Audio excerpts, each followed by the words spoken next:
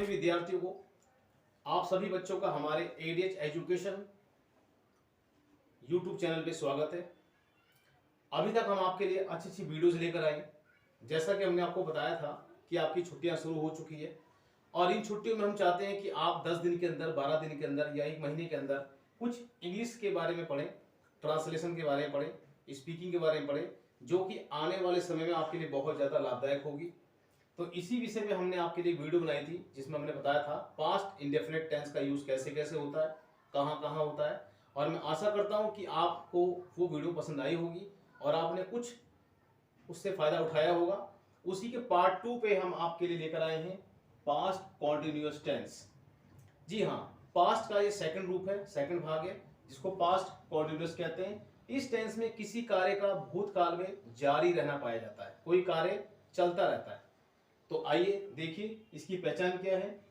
यदि वाक्य के अंत में रहा था, रही थी या रहे थे इत्यादि शब्द आते हैं तो आपको मालूम पड़ जाएगा, आपको याद हो जाएगा कि ये पास्ट कॉन्टिन्यूअस टेंस आपके सामने है। नंबर 2 पे वाक्य में किसी कार्य का पास्ट में होना, किसी भी कार्य का पास्ट में होना, लगातार किसी कार्य का होना पाया जाता है। नंबर 3 पे आपकी हेल्पिंग वर्ब, इसकी हेल्पिंग वर्ब जो है वो वाज और वर्ब होती है। हाँ जी, वाज या फिर वर्ब, वर्ब की फर्स्ट फॉर्म और आईएनजी। जैसा कि आपको मैंने बताया था, वाज और वर्ब के साथ हमेशा वर्ब की फर्स्ट फॉर्म प्लस आईएनजी का यूज होता है। यूज ऑफ वाज, वाज का यूज कहाँ कहाँ होता है, वाज के साथ क्या क्या वर्ड जोड़े जाते हैं। आई मैं, ही वह, शी वह लड़की के लिए, इट नाउन एक वचन, इन सभी के साथ आपको वाज का यूज करना होता है। नंबर 2 पे है आपका वर्ब, वी हम, यू तुम, दे वे, प्लूरल मतलब कि बहुत सारे, बहुवचन, इन सभी के साथ आपको वर्ब का यूज करना होता है। और समय के लिए मैंने आपको बता ही रखा था कि पास्ट टेंस की पहचान जो होती है, यस्टरडे, एगो, एज येट, लास्ट, ये सभी वर्ड जो हैं अक्सर पास्ट टेंस में आते हैं समय को दिखाने के लिए। तो अब मैं आपको एग्जाम्पल के द्वारा समझाता हूं कि किस प्रकार से इसका यूज होता है। पास्ट कॉन्टिन्यूअस टेंस के अंतर्गत किसी भी सेंटेंस को बनाने के लिए आपको उसका रूल पता होना चाहिए। जी हाँ, रूल सबसे इंपॉर्टेंट है और रूल आपके सामने है। सब्जेक्ट प्लस वाज या फिर verb plus not plus verb की first form plus ING plus preposition plus object plus time. अगर आप इस रूल के अकॉर्डिंग किसी भी सेंटेंस को बनाते हो तो ग्रामेटिकली कभी गलत नहीं होगा, सही होगा वो। कल हम खाना खा रहे थे, क्योंकि मैंने आपको पहले बता दिया है कि इन वाक्यों के अंदर किसी कार्य का होना पाया जाता है जो लगातार चलता है, जिसमें रहा था, रही थी, रहे थे ऐसे वर्ड आते हैं। कल हम खाना खा रहे थे, यहाँ पे कोई कार्य जो है भूतकाल में हो रहा था और बीते हुए समय के लिए यस्टरडे वर्ड यूज होता है जी।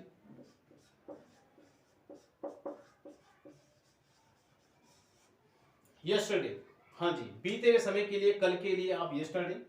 उसके बाद आपका सब्जेक्ट क्या है, हम। इसमें काम कौन कर रहा है, हम कर रहे हैं, तो हम को इंग्लिश में क्या बोलते हैं, वी। और वी के साथ क्या आता है, वर्ब, क्योंकि वी क्या है, बहुवचन, और बहुवचन के साथ हमेशा वर्ब आता है। उसके बाद ये सेंटेंस नेगेटिव नहीं है, इसलिए आप इसमें नॉट नहीं लगाएंगे। आगे बढ़ेंगे तो हमारी क्रिया क्या है, हम काम क्या कर रहे हैं, खा रहे थे, तो खाने को हम क्या बोलते हैं, ईट। इसमें आईएनजी लगाएंगे तो ये बन जाएगा ईटिंग। कुछ लोग खाना खाना, पानी पीना, दूध पीना, ड्रिंकिंग के लिए, खाने के लिए टेकिंग वर्ड भी ले सकते हैं।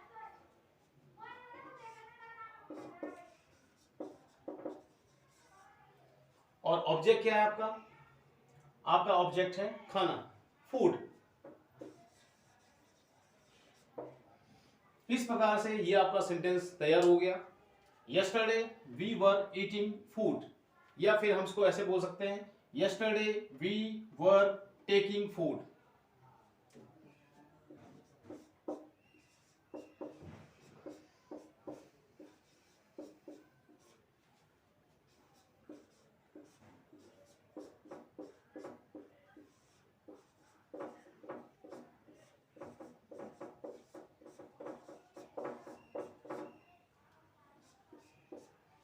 अगला सेंटेंस, राधा छत पर पतंग उड़ा रही थी।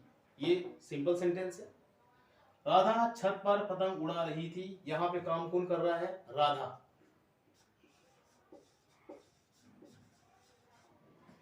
राधा क्या है जी? राधा एक वचन है, सिंगुलर नाउन है, और सिंगुलर नाउन के साथ आपको वाज लगाना होगा। नंबर 3 पे आपका है नॉट, क्योंकि ये सेंटेंस नेगेटिव नहीं है इसलिए आप इसमें नॉट नहीं लगाएंगे। आगे बढ़ते हैं, वर्ब, क्रिया। राधा क्या कर रही है? उड़ा रही है, और उड़ाने को क्या बोलते हैं? फ्लाई। फ्लाई, और जैसे हम इसमें आईएनजी जोड़ेंगे ये बन जाएगा फ्लाइंग। उसके बाद आपका है प्रीपोजिशन, क्या काम कर रही है? राधा पतंग उड़ा रही है, फ्लाइंग अ काइट। छत के ऊपर, ऊपर के लिए प्रीपोजिशन के लिए हम क्या यूज करते हैं? ऑन। और आपका ऑब्जेक्ट क्या है? छत, on the roof.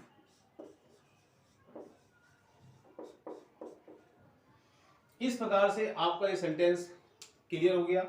Radha was flying a kite on the roof. Radha छत पर पतंग उड़ा रही थी। इसका ट्रांसलेशन हो गया, इंग्लिश में अनुवाद हो गया, Radha was flying a kite on the roof.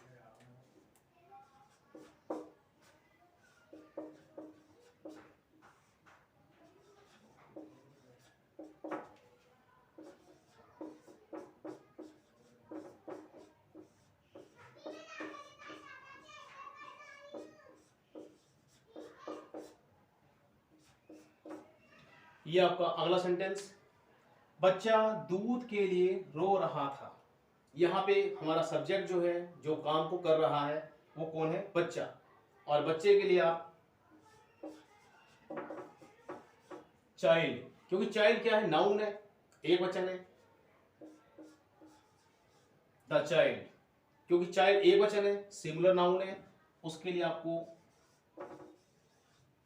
Was. आगे बढ़ते हैं, नेगेटिव सेंटेंस नहीं है ये। वर्ब क्या है?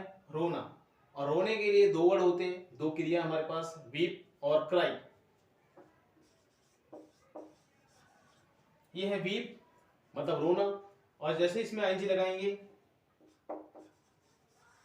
ये बन जाएगा weeping. The child was weeping. उसके बाद आपका आता है प्रीपोजिशन, के लिए। के लिए हमारे पास वर्ड है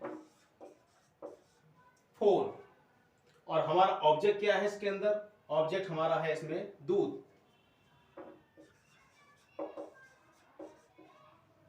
ये आपका सेंटेंस क्लियर।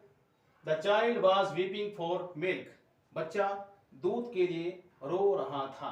इसी प्रकार से मैं आपको 2-3 सेंटेंस, अगला सेंटेंस है आपका, पिछले सोमवार को बच्चे कक्षा में शोर नहीं कर रहे थे। इसमें आप देख रहे हैं कि ये है आपका टाइम, पिछले सोमवार। आप चाहें समय को शुरू में भी ले सकते हैं सेंटेंस के, या फिर लास्ट में भी ले सकते हैं। और यहाँ पे काम कौन कर रहा है? बच्चे कर रहे हैं जी। और बच्चे क्योंकि बहुत सारे हैं,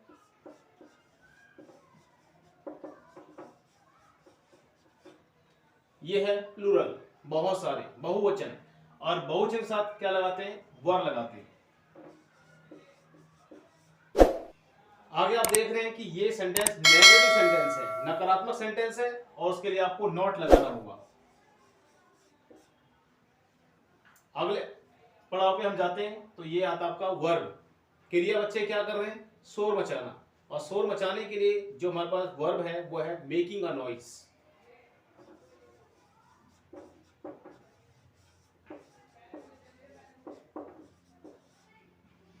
making a noise.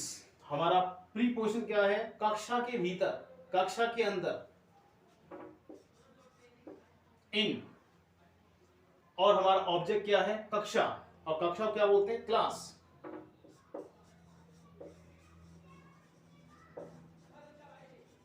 In the classroom. और समय को दिखाने के लिए